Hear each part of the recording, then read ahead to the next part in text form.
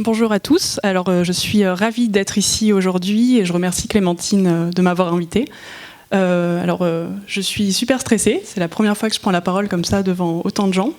Donc, je suis très heureuse. Et donc, oui, moi, aujourd'hui, je voulais vous parler de toutes les petites actions qu'on peut entreprendre au quotidien. Ces toutes petites choses qui peuvent paraître anodines et des fois insensées, qui en fait vont vraiment changer les choses et vont vraiment permettre de changer notre quotidien, notre société et notre avenir aussi. Et ça va être un peu la continuité de la conférence juste avant.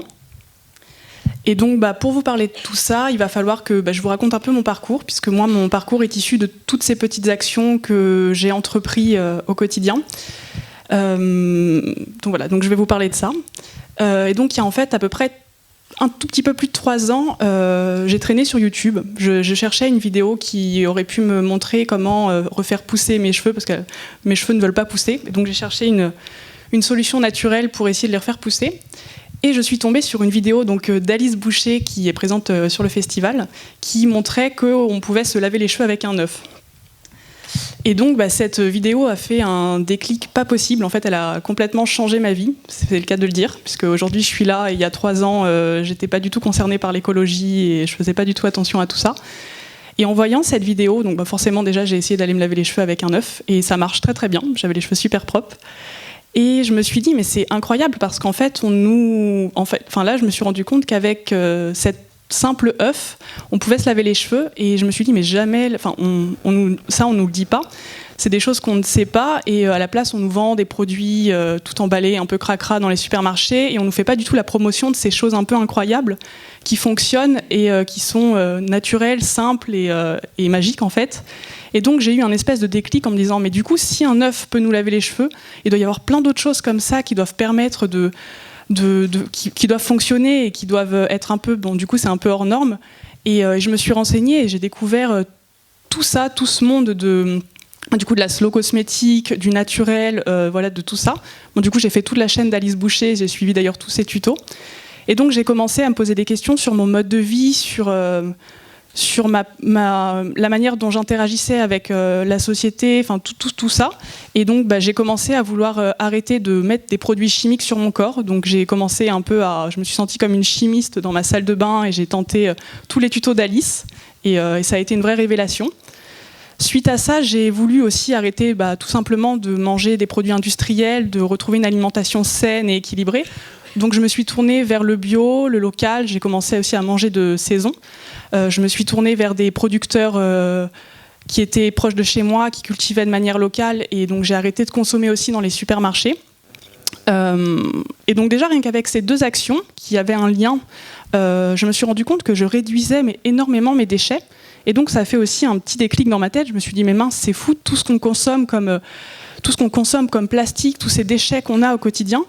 Et donc j'ai eu envie de réduire ma consommation de plastique et de réduire mes déchets. Et donc c'est pour ça que je suis venue avec mon petit bocal aujourd'hui, parce qu'en fait ici il y a 9 mois de déchets dans ce petit bocal. Et ce qui est assez fou, c'est que je me suis lancée il y a 3 ans et j'avais des poubelles énormes pour moi toute seule. Et donc c'est aussi pour vous montrer qu'en 3 ans c'est possible d'arriver à ça. Ça s'est fait naturellement, je me suis pas forcée. Ça a été vraiment la continuité de quelque chose. Et donc j'ai perdu le fil, désolée. Et donc oui, voilà, c'était pour vous dire que j'ai réduit considérablement mes déchets.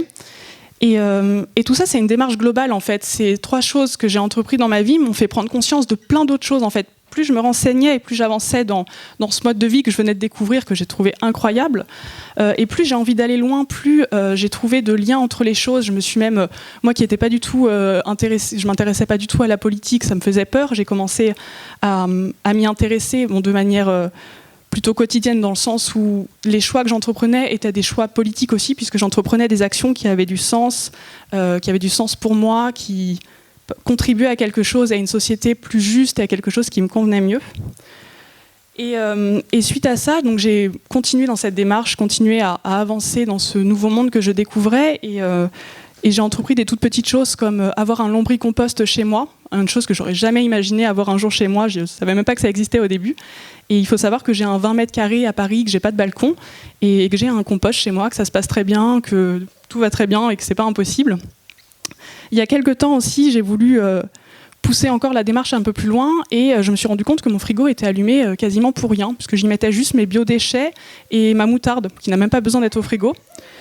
Et donc j'ai débranché mon frigo depuis le mois de juin. Donc je me suis lancée d'ailleurs à la mauvaise période, puisqu'il y a eu les grosses chaleurs d'été et c'était un peu une mauvaise idée, mais finalement mon frigo est toujours débranché. J'ai survécu à cette canicule et du coup voilà, j'arrive à vivre sans frigo. C'est quelque chose que j'aurais jamais imaginé non plus. Donc voilà, c'est pour vous montrer que on peut entreprendre des toutes petites choses au quotidien, il y a plein d'actions qu'on peut entreprendre, des toutes petites choses qui paraissent ridicules, parce que vous me direz, débrancher mon frigo, ça va me faire une toute petite économie d'énergie, c'est pas grand chose. Et en fait non, c'est vraiment toutes ces petites actions qu'on peut entreprendre, comme mettre une brique dans sa chasse d'eau, consommer local, acheter en vrac, vraiment, c'est toutes petites choses. En fait, c'est nous qui avons le pouvoir et c'est nous qui pouvons modeler la société à notre image, créer une société qui nous corresponde. On est vraiment les acteurs de demain.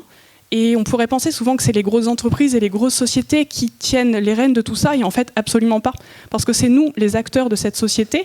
Et si on décide de ne plus contribuer à cette société qui ne nous correspond pas, et par exemple, plutôt que de donner son argent à un gros supermarché, d'arrêter de donner de son argent à un gros supermarché et d'aller plutôt vers un commerçant local, forcément, vous allez contribuer à son commerce et ne plus contribuer à l'autre commerce.